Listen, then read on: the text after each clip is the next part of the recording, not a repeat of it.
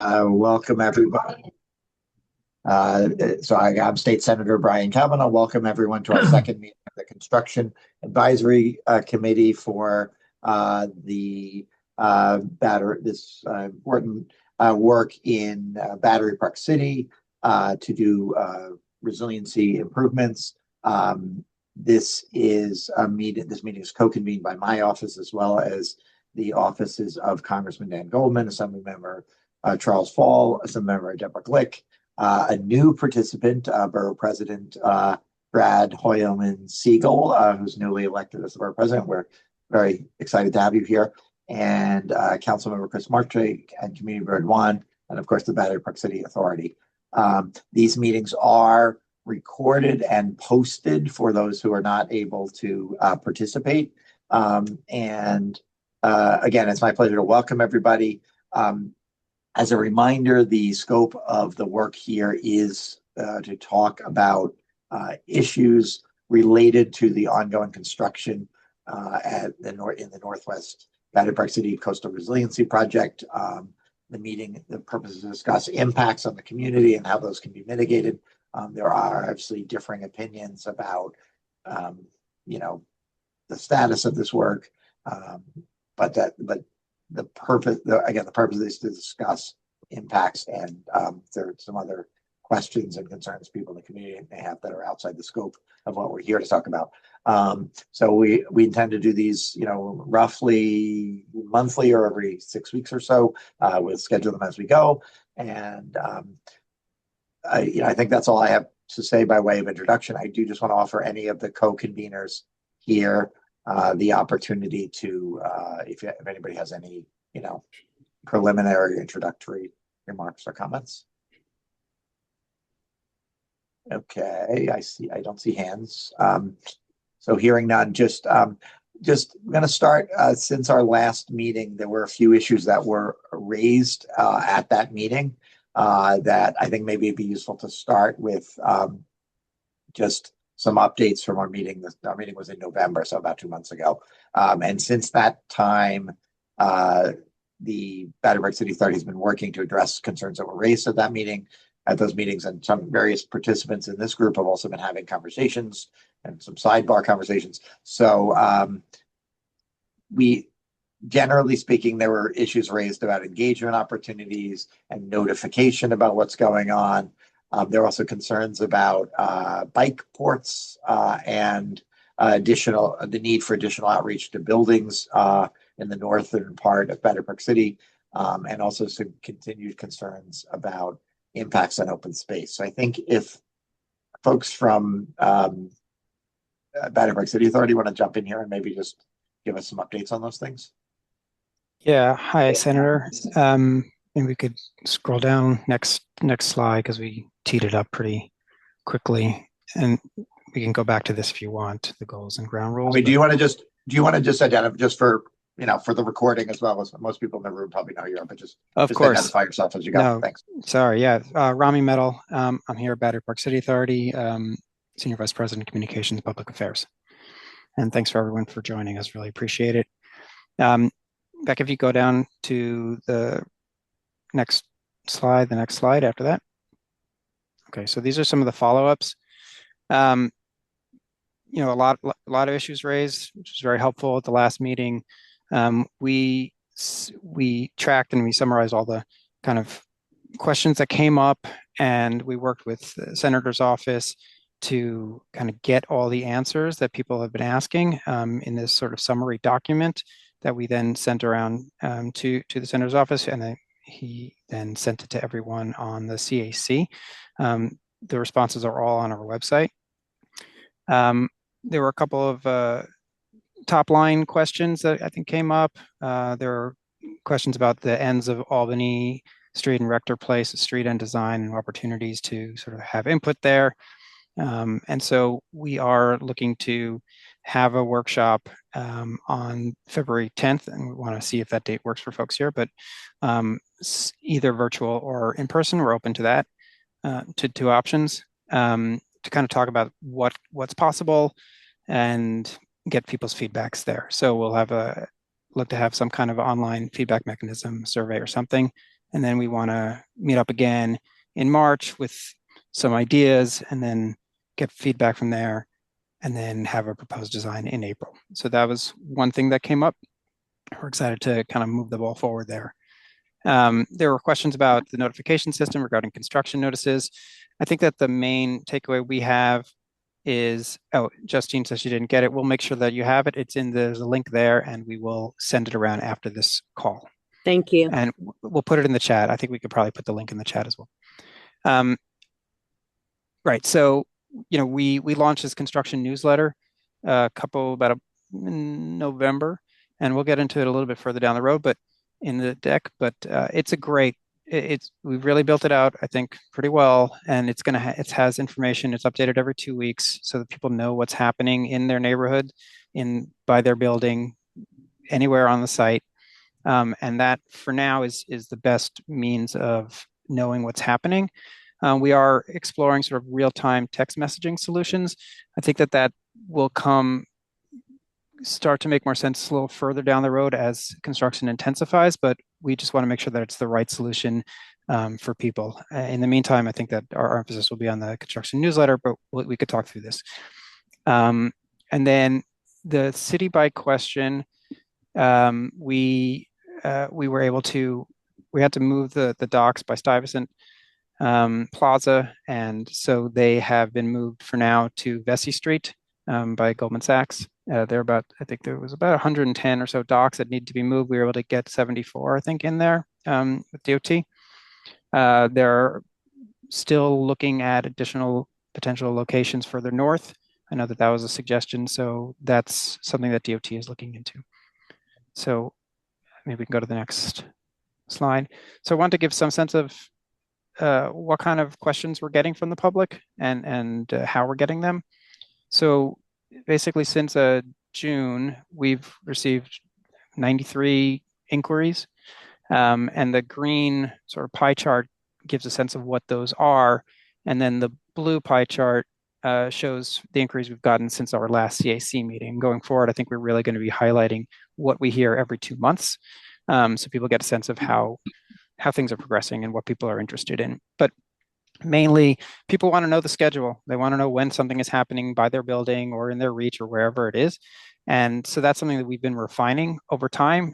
We have a pretty good idea right now, and it's on our website, and we'll lay it out in a couple of slides so everyone understands the timing. But there's more work to be done on sort of like my building versus the other building on the Esplanade. It takes a lot of time to do that work, and it's going to be broken up. So we're going to keep trying to get that down a little bit more so that people have a clearer sense of what's happening in their building or outside of their building when it is. But that was a big question. Questions about air quality, noise, vibration, things like that. By and large, these were not like, I heard it's very loud. There's a lot of construction. We got some of those, especially as some of the upper room work happened and some other times. But mainly it's been, what is your plan? How are you going to do mitigation? Things like that. How are we going to be aware of what's going on? So most of these things were inquiries. They weren't complaints. They were things that like people need to know more information. And then you could see we've had some more in November, December, September. We had incoming. And then people are contacting us by and large by email. We also have drop-in centers where we talk to people in community meetings where we hear from people. But that's the snapshot of where we are. And so I think we could move on, but happy to take questions if people have them. Yeah, any specific questions about any of those items before we move on? My only comment is on the schedule. I do have some schedule questions, but I think you're going to get to more detail on schedule. Is that right? Yeah, I think we could talk through some of that further down. Yeah. Okay. But if you have questions then, if it's not enough, let us know. Okay. Tammy? While you're working, thank you very much for this. I'd like to understand two things. One, not everyone is technologically proficient, so just a sole use of something like Twitter, I think, denies some of the other members of the community who are not on those platforms opportunities to hear, see, and understand the information. So a more diverse method of communicating out, I'd love to see a little bit more detail on that. And secondly, how does the community learn? You're talking about construction and how do people understand what's happening underneath their window? How are people in the community learning about changes that BPCA has decided to make that have not been shared necessarily as robustly as the initial plans were? So whether they relate to design changes, color changes, park changes, decisions that BPCA makes, how does the community understand what the most relevantly updated information is and when it was updated and changed? I can speak to it very briefly, but I think that maybe either Heather or Claudia or someone else may want to jump in. I would just say that any changes that we are aware of in the schedule or in design or anything would be in the construction newsletter that comes every 2 weeks. As far as design, again, I would leave it to Heather or Claudia to kind of speak to some of that part of the question. If you're on. I'm here. Hello. Hey. Hey, Tammy.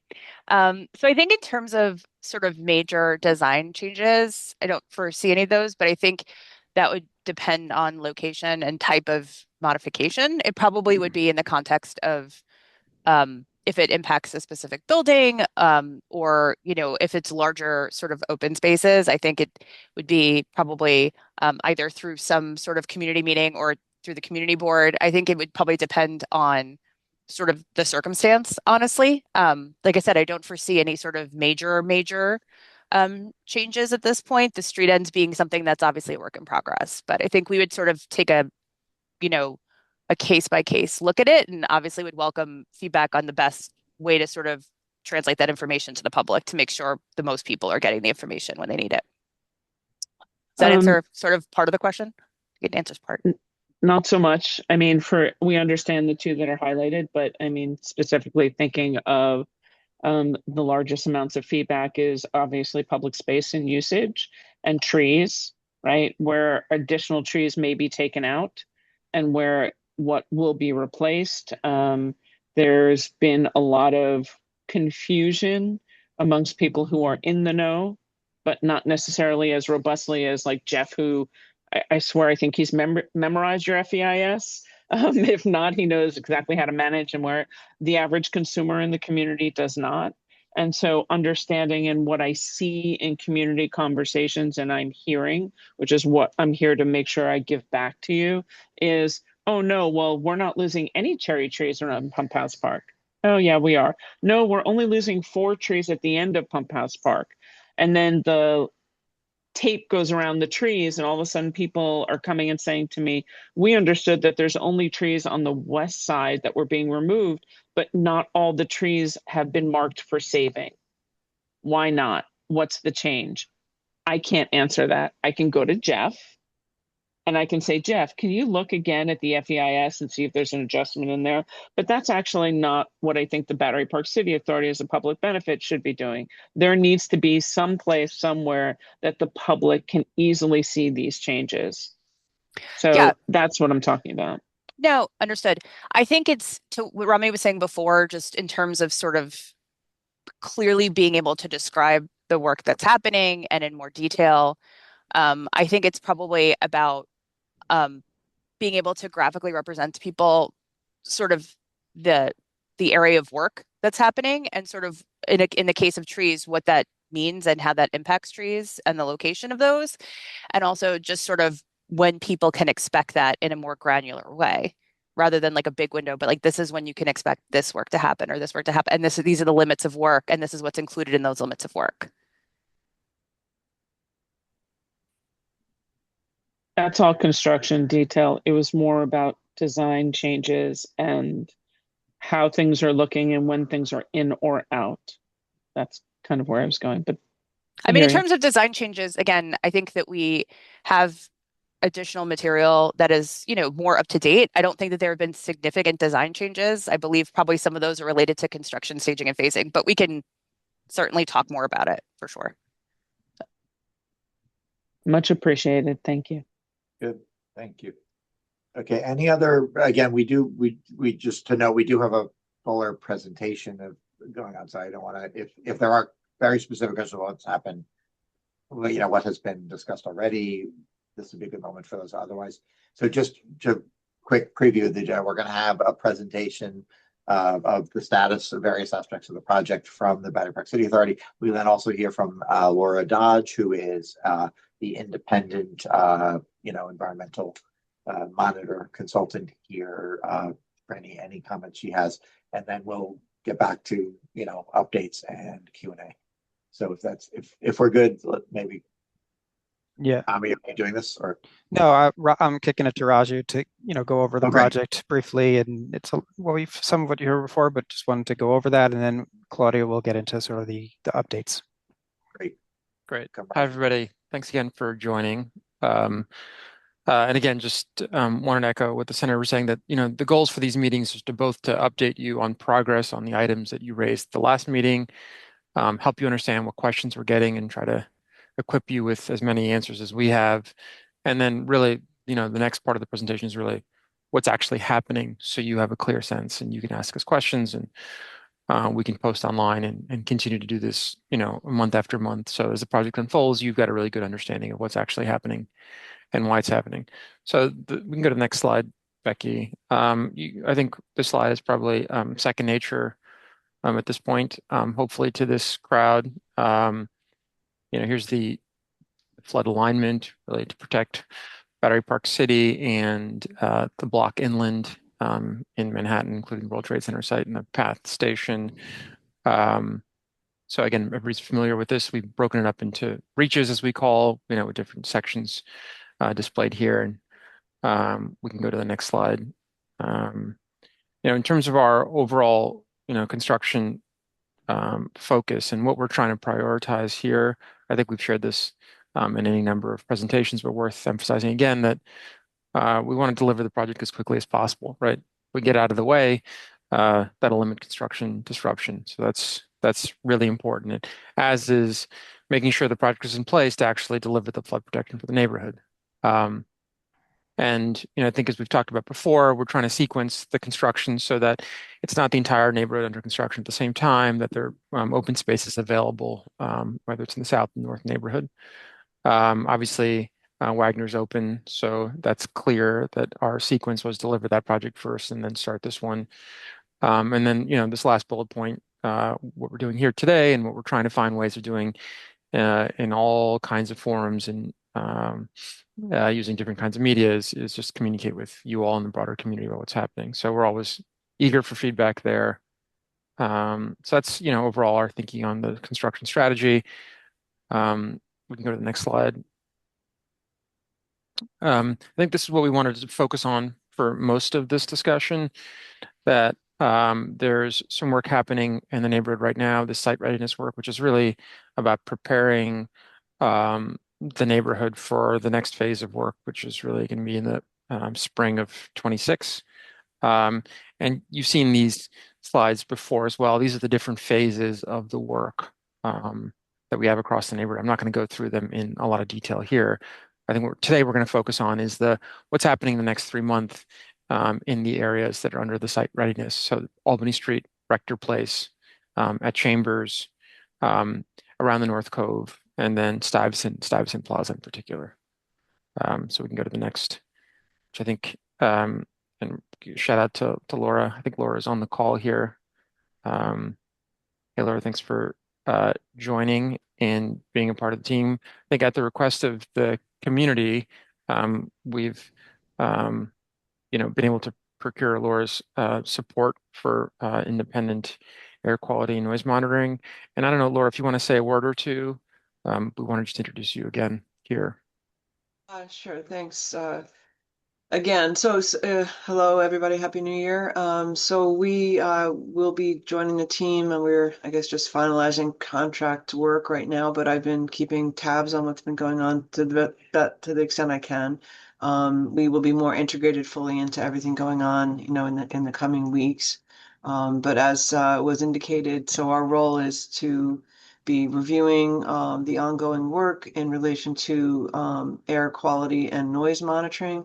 We'll be, accessing the data that's being generated on a 24-hour continuous basis for both air quality and noise, and then conducting random, unannounced sort of site visits to sort of see how the work is progressing, make sure the monitoring and the best management practices related to air quality monitoring, perimeter air quality monitoring are being followed, and be involved in these meetings to answer any questions.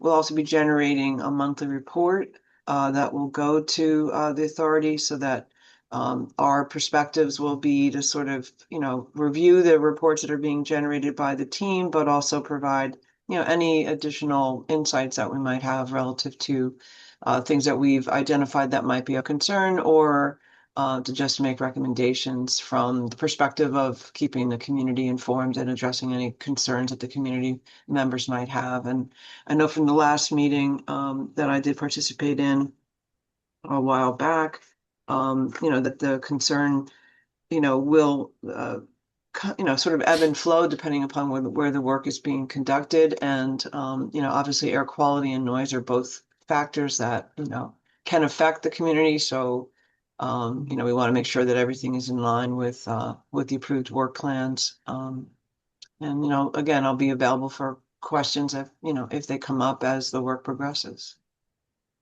So. Great. Thanks, Laura. Yes. Thanks for joining. And again, thanks for the community board for recommending this approach to help reassure, the broader community that we're taking all of the air quality and noise concerns very, very seriously. So I think, the bulk of the meeting is really to kind of help you understand what's happening out in the neighborhood. So I'm going to turn it over to Claudia, who's got the next batch of slides. Hi, everybody. So we're just going to go through the areas currently under construction. So you see the areas in red on this map. At Albany Street, at the Marina, and at Stuyvesant Plaza. Those are that's the work that's currently ongoing, and you'll see fencing up. Here at River Terrace and Chambers Street is a blue area that's expected to start next week. So that's just sort of on deck for the next start. This site readiness work, just as a reminder to everybody, is largely subsurface. It's test pit work for electrical. It's the prep work to install tide gate infrastructure on existing DEP pipes. It's utility relocation. Some of it is water. Some of it is telecommunications. In fact, a large portion of it is telecommunications infrastructure. So this work is all in preparation of the larger flood barrier system work, which will commence in the spring. Next slide, Becky. Albany Street. So at Albany Street, there has been some shifts. There was pedestrian access originally. That pedestrian access has now been removed in response to some concerns we got from first floor residents.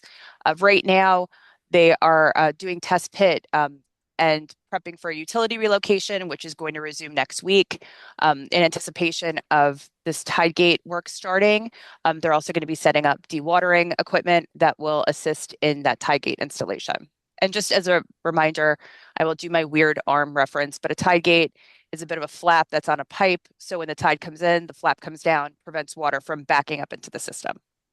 It's not particularly technical, but it's the easiest way to describe how that works. Next slide, please. North Cove Marina. This is an aerial view looking south at North Cove Marina. So the large majority of the work that is underway right now is to relocate a large Empire City Subway, which is a telecommunications parent company, duct bank that contains about 9 or 10 separate telecommunications lines. Needs to be rerouted basically from its current location to the area around Belvedere Plaza. So it's a significant amount of work, which is why there's a lot of fencing there. During this time too, the team is also prepping for the disconnection of an existing 20-inch DEP water main to clear path for this reconstruction, and also to clear a path for the construction of the eventual bridging structures that will go over the path tubes. Next slide, please. And this is just some behind the fence work of what's going on. You'll see on the right, they are moving pavers by Pump House Park, and the area on the left is also in this waterfront plaza area where they're removing a significant number of pavers and getting ready for excavation. Next slide, please. At Chambers Street and River Terrace, as I said, this work is going to start next week. This is tide gate installation. So basically you'll start to see fencing. There will be detour signs here. They also have to relocate some other telecommunication lines that run in River Terrace here. The service will be maintained throughout construction, but it just needs to be relocated to allow them to fit this tide gate chamber at this location. Next slide, please. You probably have noticed if you are at the northernmost part of Battery Park City where we meet Hudson River Park, there's a large amount of fencing there. We are preparing to install 20-inch DP water pipe at this location. They are also preparing for telecommunications relocation work. You'll see on the right, this is a rigging and sheeting box for to protect the exposed telecommunications lines at this location. They're also going to be preparing for nighttime work along Route 9A, which is part of this telecom work. And eventually they will be, sorry, I'll answer your question in 1 second, Justine. Crews are also going to be relocating fireboxes, hydrants, catch basins, and water lines to maintain services. As Rami mentioned earlier, City Bike Dock has been relocated to VC Street. Justine, I believe your question is about signage, just letting people know that areas are not accessible. Yeah, Albany Street. on Albany Street, but not only at the Esplanade, but on South End in Albany is my question. So they don't have to walk all the way down the block before they realize they can't get there. That was my question. Let's get to that after this, but it's a No good Yeah, question. it's a good question. Yeah. Next slide, please, Becky. At VC Place, so this is going to be beginning this is Q3, it's actually Q2 in April. This is a large 96-inch CSO that we have to put a tie gate on. So this will, as you can see in this thatched area on the right, we showed this last time, this area where the glass benches are is going to be inaccessible. We are going to maintain pedestrian pathways in this area, but this is the area that essentially on the north side of 300 VC that'll be unavailable. Next slide, please. Also in Q2 is the Rector Place tie gate. Basically, this is similar work to what's happening at Albany Street. Access and egress to Liberty House and Liberty Terrace is being maintained. Rector Gate is being protected in place. And we're working the construction team for pedestrian access options at this location. Next slide, please. So just a 6-week look ahead. So as I said, Albany Street, you're going to see them relocating this FDNY call box, the water line. They're going to be installing piles for this tide gate structure.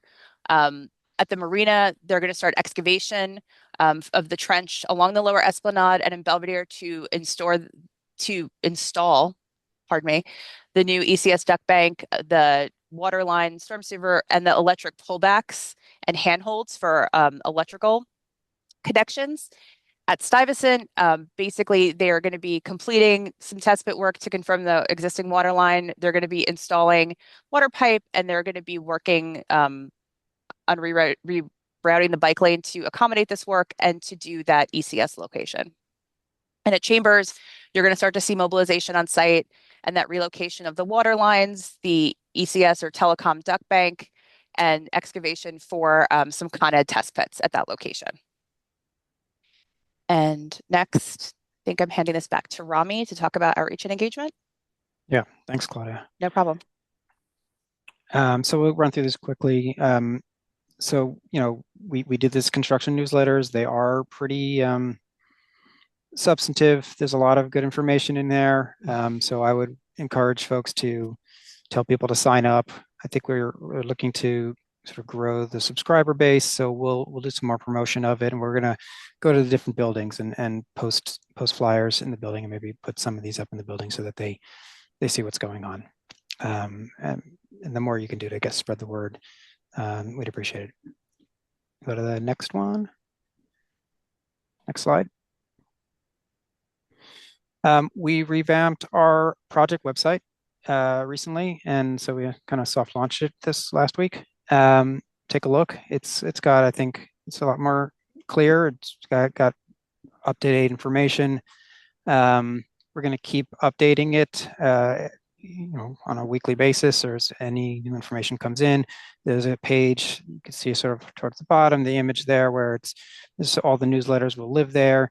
The CAC information will live there as well. You'll be able to view this presentation in a couple of days via the links there, and any summary documentation that we're going to put together will also be there. So take a look at that.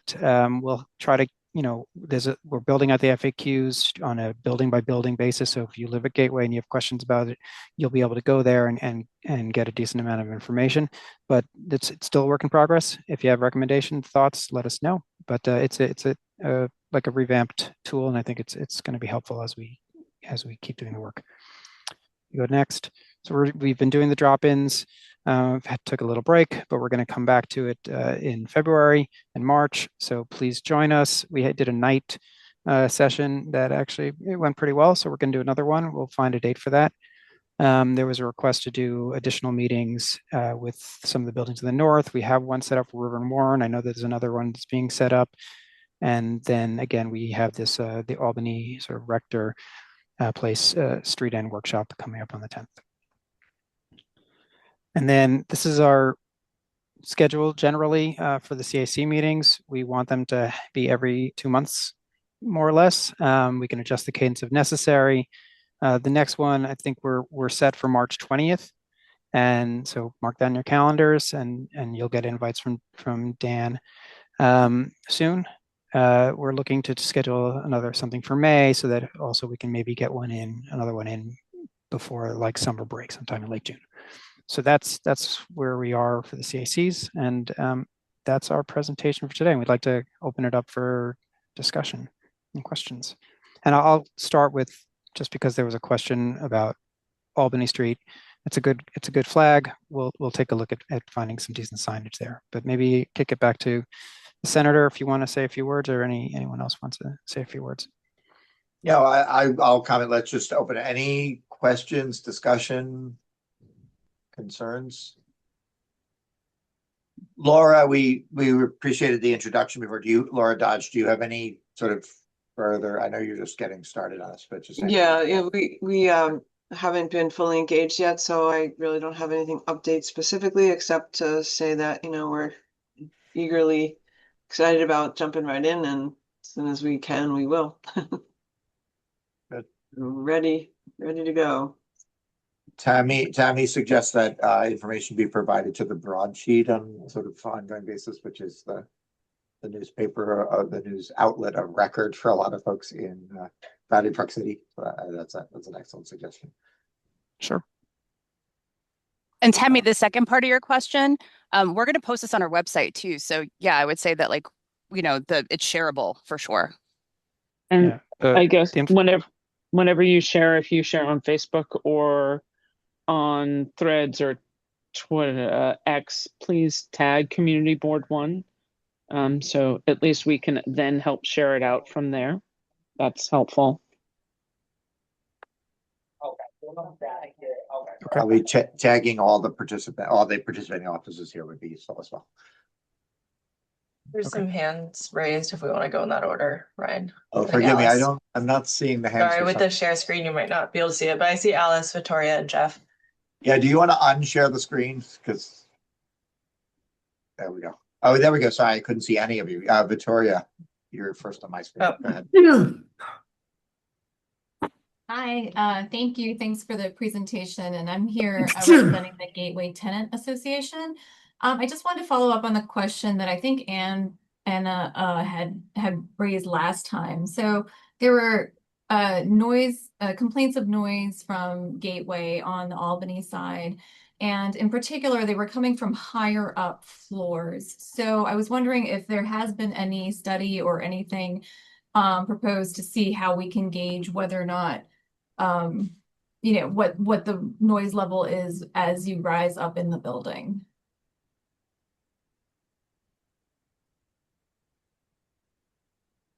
Not sure who could answer that, but we can get back to where I don't know where the noise sensors are in Gateway, so that might be the first piece of information. I don't know if that's top of my head. I assume. So why don't we get back to you with that as a starting point, and then from there we can think about whether there's additional monitoring that would be useful. I don't know if Claudia or Heather have anything. Victoria, I know we did. Hi. We did bring it back to the team after the meeting too, and I think they were going to look into it. So let us follow up and get back to you after this meeting. That'd be great. Thank you. Great. Okay. You're good, Victoria. Jeff? Yeah, back to schedule issues and granularity. I know, Rami, you said we're going to have some more granularity going forward, and I think that is important because, as I think you've pointed out, there are a whole bunch of different buildings on the Esplanade, for example, South Esplanade, and knowing that I think the website currently says that work is supposed to begin, let's see, what does it say? First quarter 2026 for 51 months. But as we all know, it's not going to be everywhere for all 51 months. And people will be very interested in which portion is going to be under construction when. And what I've been doing when people ask me those questions, as Tammy implied, I go to the FEIS where there is quite a detailed description of schedule and staging of the schedule in one of the chapters. It's in chapter 311, I guess, 3.11. And there's a whole bunch of very detailed figures there that show, when what is supposed to happen in reference to month one. And based on what I'm hearing, it sounds like there may be some changes in that schedule. So I may be giving a lot of people wrong information. I think it would be very helpful. And what I'm talking about specifically are those series of graphics that begin on PDF page. The phasing, you're talking about the phasing drawings, right, Jeff? Yeah, the phasing drawings that, have stage 7C, 7B, 7A, 7D, and so forth. And, so for example, in front of Gateway, it's not shown that that's work is going to start until month 13, whenever month 0 is in relation to month 13. But it sounds like it might be actually starting earlier than that. And so it would be helpful if we could get an update that's as granular as that, recognizing that's probably going to change again as the project continues, but it's helpful for people to know, not just, it's very helpful to know what's going to happen in the next 6 weeks, but it's also helpful for people to know, oh, okay, this stuff is going to happen next year, so I don't need to worry about it until then. And so I think it would be helpful to have the whole thing from beginning to end updated periodically as your schedule changes. And we're in the process of read our mind stuff, but we're in the process of actually doing that, and we'll put those on the website because that is a helpful, again, like when you say a duration like 51 months, it's not every single section. You're 100% right. Like if you say the South Esplanade is X, it's not the whole. It's obviously very phased. So we are in the process of updating those, and we'll have those on the website, and we'll share them with this group as well to share them more broadly. But we are in the process of updating that because I agree the granularity is helpful for people to understand. Like, oh, when you say also 2026, you mean December or November, not tomorrow. So exactly, and these particular graphics are quite helpful because they not only show what's under construction, but they show what's open and where the pedestrian paths will be, and so that it gives people the ability to know what to expect as well as how to adjust their lives in relation to it. We completely agree. We're hopeful in the next couple of weeks that will be up on our website. We'll let you know when it is, and you could take a look at it. Let us know if it's presented in the way that's useful or not. We're going to have it on a building by building basis and then broadly by reach. So we do want to get that information to you and to the public broadly quickly. Okay, thank you. Thank you, Jeff. Alice? Hi, thanks very much for the update. To Jeff's point about the granular, it would be really helpful also to, and I think for the public generally, to have the plans of each section, a kind of before and after, so we understand what this thing looked like. I think that's sort of missing from your new website, if I'm not mistaken. So in addition to timing, maybe the actual design plan, specifically for Stuyvesant and Chamber Street, I think that would be really helpful. And I think it really needs to get well beyond Battery Park. I think we need to see these things in all your communication reaching Tribeca and further north, if you will. So, in addition to the obvious outlets like of local Tribeca Trib, the Citizen, the Waterfront Alliance, City Club, people need to know about this project. It will inform what goes on the on the east side. So I really urge you to do a little bit more if you can with the outreach. Specifically, also, it would be looking a little bit further out. There is great concern as to what will happen on the west side of Manhattan, a little bit north of you, and how these plans will be integrated into the call for 9A to be reconsidered. And how do these plans inform, if at all, and it's not a question for today, but the mobility and safety plans for 9A. It would be great to hear a little bit more about that, or to at least be a little bit more aware. I know that's not specific to your work at this point, but I think it's important for that to be recognized. And then just lastly, a small point, and this you could probably answer today, do we have any information on the cell towers that were planned by the city in the location on Harrison Street? Are those still going in? That's it. Thank you. Any responses? I can pick up the 9A bit. Raju. Yeah.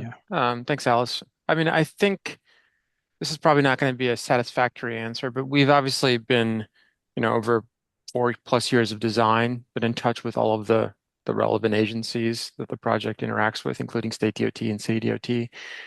They've obviously blessed the design. So they are well aware of what we're doing and have given us, to a large extent, relevant approvals. It's not yet clear to us exactly what the sort of outcomes of the State DOT study on 9A will be at this point. So I think State DOT will probably be able to speak to that, in the coming months as that process continues to unfold. And then obviously further north, there's the questions around the Army Corps work as well, which we have coordinated our joint permit application with the Army Corps. So again, they're well aware of the work we're doing, but we can't really speak, I think, intelligently about where that work is heading next, because it's not really in our control. So everybody's aware of what we're doing. They've blessed it, but I don't know that we have a clear understanding of the direction of those agencies around that subsequent work, because I think it's still unclear to them as they do outreach and engagement.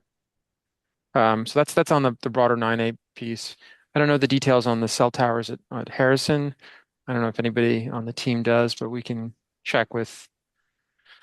I do. I know about Northmore, not Harrison, Alice. The one in Northmore is still proceeding, but I know that our construction team, and I'm happy to go back to them. I know that Jose, who you're familiar with, has been in communication with the company that's doing that. So I know that it's still planned for Northmore Street. In terms of timeline, I don't have information about that, but it's still planned for Northmore. And you're aware that the community board unanimously voted against having any towers in those locations. Okay. We're 100% aware. Right. Yeah. Thanks very much, Raju. I appreciate it, and I appreciate the sort of potential advocacy towards the west side further north and the integration. It wasn't that I suspected you were going to solve that problem at this juncture. And also just the outreach to other groups that should know about this project. That was my last point. And thank you, Claudia. Thanks. Yeah, and I will also we'll be talking to the broadsheet, we'll talk to the trib, make sure the word's getting out a little bit more, and then we'll keep adding to the website to make sure that people see what the design is going to be. There's a video on the website right now that if you wanted to go through the whole thing, you can see the whole design, but on a sort of reach by reach basis, I think that kind of would be useful to be broken up a little bit more and be a little bit neater for people. So we'll exactly. work on that. Thanks, Ron. Yep. Great, thanks. Terrific. Tammy? Thanks so much. I want to tag on in a follow-up to Alice's 9A question that goes both small and large. So we recently heard from the Battery Park City Authority that there had to be a change in the tree coverage, and much of the trees potentially that are going to come out have to do with 9A. But having been at the 9A public meetings, and I don't know who from the call has been there widely, they are looking at large changes in the median structures of 9A. So one of the questions that I'm coming up with, Rami, for example, we did a very large conversation in one of the meetings that we were at about 9A, for example, was one of the crossings in Battery Park City and a complete change to the medians. So the presentations that the Battery Park City Authority has done at the community board level gave some rudimentary surface-like temporary changes to crossings, curb bump outs, and things like that were not necessarily infrastructure-based, but there are infrastructure-based changes that you are doing potentially in the medians as well. So what I am trying to understand in terms of like a public dollar, right? Are we spending the public dollars in the Battery Park City Authority and doing a plan that DOT blesses, and then we come back and rip it all out in 5 years once we're finally done with the Battery Park City Authority's work, and then DOT redoes it? So that's kind of what I'm trying to grapple. One out of two of my feedback comments on is to get a better understanding how the public dollars are being utilized in an efficient manner that is well coordinated beyond the simple approval of, yeah, they know we're doing this and we're going to do it, because that's part of the larger picture that we often talk about on a community level, where for the same block, Con Ed goes in, rips up the street, fixes the street, Verizon goes in 1 month later, instead of having everybody compartmentalized onto the same timeline for the better use of time and dollars. That's part one of two questions that I had. Do you want to do the second question, or should we do part Yeah, one? the second question is really directed definitely at communication and outreach. We advocate a lot about the residents, and we talk about north and south of the residency. There are two groups we don't talk often about and how outreach is going to capture. One is the tourism, and that's really important because that has a lot to do with like the reference to like the signage that Justine is talking about. We mentioned that before in terms of communication for the body who doesn't live here and necessarily know every day. So it's for the students who come in to BMCC and Stuyvesant. It's for the tourists that come in, and very specifically the people who work over in Brookfield who sitting outside chatting with some or inside. It was really interesting to hear there's not a lot of coverage and information that they necessarily know in the Brookfield properties. So maybe I just happened upon the dozen people in Brookfield who didn't go to a meeting, didn't hear a presentation, that their companies have all shared information. But those kind of groups of people to understand what kind of communication, outreach, and inclusion of information that they're getting is a question that I wanted to ask. So with that, That's helpful. So two quick things, and then we'll, so folks can jump in on the 9A question. As the work kind of progresses, we are going to have more robust wayfinding throughout Battery Park City, so that people know, when they're going in at various places, they understand kind of what's happening a little bit better, and then when they're at a site, a construction, one of the areas, that they have a good idea of why this is happening and what this is going to look like, and what the timeline and all that is. So that's just going to be built out over a little bit of time, but it's in the plans, in the works. I think we have focused a little bit more on sort of getting the community here clued into what's happening, and I think that this idea of like talking about communicating with the tourism industry and things like that, that's a good next step. And so I'll reach out to New York City and Co and others and make sure that they are aware. And again, to your point about more press, I think that will help as well. So they're good suggestions. And if maybe someone wants to hop in about the 9A thing. I have been at I was at the last workshop that we hosted. It was great. A lot of people were interested and active and had a lot of Legos, and they were placing and redesigning. So how our work with that, I think maybe Claudia or Raju want to pop in and talk about their communications with them. Yeah, I mean, I think we share your broadly concerned about making sure all of the agencies are working in a coordinated way in any of these geographies, so we're not stumbling into each other, and so we're not duplicating work, or as you said, doing work and then 4 years later realizing we want to fix it. So those are active discussions we're having with state DOT as they kind of move through their design process for the future of 9A. I think it's pretty clear to state DOT the need and the urgency for this work, which is why they've supported it and blessed it. And the design for the swing gate at 9A was carefully coordinated with them and DOT, and the city and the state DOT and DEP. So at this point, we're not aware of anything that would be required to be amended upon completion of this project related to the future of 9A. But we are also paying attention to that work quite carefully, because we want to make sure that, particularly from, I think, a neighborhood standpoint on our end, that we're improving pedestrian safety across 9A, so we can make it as easy and comfortable a place to get across as possible. That's going to be our, I think, area of focus on that study. So at this point, there's nothing that's raising a concern for us, Tammy, in terms of any contradictions in direction of their work and this project. We're going to keep a close eye on it, and then I think we also want to make sure that we use the study to try to make sure that for our neighborhood that 9A is as safe a place to walk across as possible, especially with the build out of the World Trade Center site and the memorial. There's more activity back and forth than there was 5 or 10 years ago. So it's becoming more and more prominent intersection. Have you had the opportunity to get 9A has been working on the state for a couple of years, I would say. And they did very detailed walkthroughs that many of us were on, and the specific section from Chambers South, intersection by intersection, as well as Chambers North was another zone.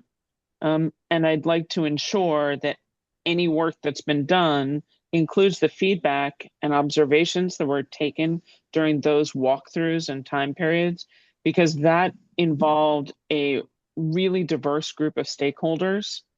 And if you don't have access to that information, then you're not getting the full picture. No, yeah, Kimberly and Dan's on the call from the BPCA and have been working pretty closely with State DOT on that. So we're well aware, of that work. And just to your other point about sort of Brookfield tenants and people who work in the neighborhood too, we've been working pretty closely with them to get messaging out and help them just to inform their tenants. So again, it's like you might be right. Like it could be people who haven't heard this yet, but we've been working with them over the past couple of weeks and months to try to get the messaging out with them. So yeah, this is Dan Dixon from BPCA. I just want to jump in quickly. I was on that walkthrough, Tammy, and I went with Betty, and she and I have exchanged a lot of ideas. Just to update everyone, the 9A DOT study is currently in the concept development phase. So it's still fairly early on. Rami spoke to the public meeting that occurred the other day where DOT gathered a few more ideas. So we'll do our best to inject the ideas that Raju just spoke about as the process proceeds. Thanks.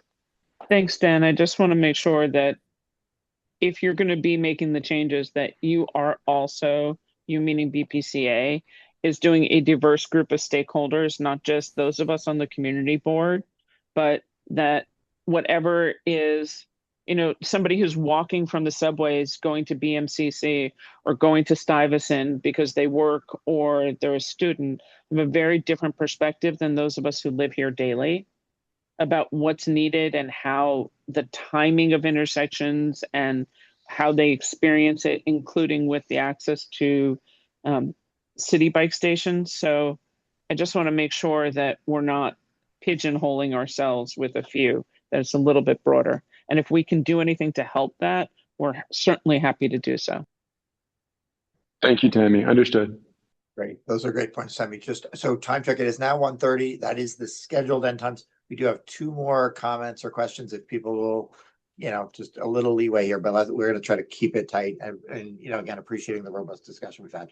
But we have Justine. You're up? I'm up. Thank you so much. And I'll be quick. I believe that the Battery Park City Authority is scheduled to come and present streetscape information before the Battery Park City Committee of Community Board 1, either in February or March. One, I'd love to know which month it is. But secondly, I think that, or my understanding of what that presentation is going to be, may be reach by reach and intersection by intersection. And I'm hoping that that presentation will answer some of the questions that Tammy was asking. Is that a reasonable assumption or not? So on the timing, it's not this upcoming meeting on the 5th. And Kimberly's works on them. I don't know if she's on this call. So maybe I Justine, have can to I get back suggest to that you we on just, it. can we take this one offline in terms of Yeah. coordinating the BPC committee Yeah, discussion? coordination, definitely. We can Yeah. take that offline, but Right. in terms of the scope of it, is it going to be reach by reach and block by block? That's my understanding. We'll have to, I think, get Okay, back in that's touch with fair. that. If Yeah. that's part of it, that's fine, but let's take it offline. Thank you. Okay, and I think Chris McNulty had a hand up, but I did. It's something we can maybe sidebar on later, but I just a couple of selfish questions I was going to ask. Essentially, like access to North End Way, is that going to be impacted? We want to make sure we can get our. My name is Chris McNulty. I'm Director of Security at the Conrad New York Downtown, the hotel on North End Avenue. So you know who I am. Just want to make sure our guests will still have access to the hotel. You said that River Terrace may be inaccessible for a short period of time. Our parking garage is on that side, so I want to know if we're going to have access to that. And the last question I just want to have concerning noise. I'm assuming this project will be going on during the day, during normal business hours, correct? It's kind of rapid fire there, guys. Sorry. Yes, that's correct. that was the easy one. Yeah, it was this one. No, so to the first point, Chris, this is Claudia. Nice to meet you on the phone. So North End Way is between the Conrad and Goldman Sachs. That should not be impacted. I'm because sorry, I meant to say North End Avenue. North End Avenue. Okay. Yes. Fair. There's not work happening directly on North End Avenue. It's, there may be some, general like traffic, but the work is really happening on the water side on River Terrace. The work along River Terrace and Rockefeller Park is not expected to begin until I believe it's late 2027 or early 2028. Great. But if you could provide us with the exact location of your parking garage, and maybe This just drop icon your right there. Oh, the icon. That's where we said our guests. Yeah. Okay. On North End and Murray Street, is that where it is? Yes, by Murray. Yes, ma'am. Right, by Murray. Okay. Yeah, I don't think that there are any sort of direct impacts there, but I can just circle back with the team and get back to you. Great. I appreciate it. Thank you so much. Could you just do us a favor and just drop your contact info in the chat? That would be great. Absolutely. And then we can get back to you. Sure. Yeah, and Chris, thanks for the question. I think it might be good for us to set up a separate briefing for you if you haven't had a chance to kind of get into the details of the project. I don't know if you've gotten an overview of it. Not a full one. That'll be great. And I'm really looking forward to getting this presentation over to our leadership to have them take a look at it as well. Okay, yeah, let's thanks for joining this call. Let us find a time with you to make sure you've got the full context, not just the specific operational questions you asked about. And so you can kind of communicate to your management and your guests accordingly. Appreciate it. Thank you so much. Yeah, if you can drop your email in the chat, we'll follow up. Great. So, and again, that's our last, I think the last person who's indicated desire, if anybody has any last minute, especially my co-convening office is here. But seeing and hearing none, I guess we'll adjourn. I just want to thank everybody. The very robust conversation today, and also the work that's been done between meetings for people to, sort of resolve issues, get information out, and move forward since our November meeting really shows. So appreciate everybody engaging and spending so much time today. And again, this will be posted, and we will, we'll have follow-up conversations on all these issues as we go forward. But thank you all. Thanks, everybody. Thank you. Thanks, everybody. Appreciate it. Take care, everyone. Have a good weekend. Thanks all. Stay safe. Thank you. Stay warm. Stay warm. Have a nice weekend. Thank you, everyone.